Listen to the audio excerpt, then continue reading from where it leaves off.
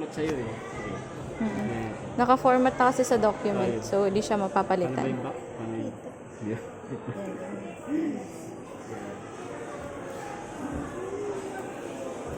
Valid siya. Yeah. Eh, password don't forget na. Ah, yes po. Oh, dali na lang. Nice. Ate, tapos may ano naman. Oo naman. Regalo kayo sir. Wow. Password. Wow. Regalo. Okay na ba sir? Research done. Pwede na yun. Wow. Opo, thank you so much po. Thank you, Pwede pang ano na to, office. Pang ano nila yan eh. Sa atin Research. yan eh. Ha? Sa atin? Akin. Mine lang. Yung, ayun, picture na yun. Opo. Okay na. Talaga gumamit talaga. Opo, sir. Anak kayo lang bibigay.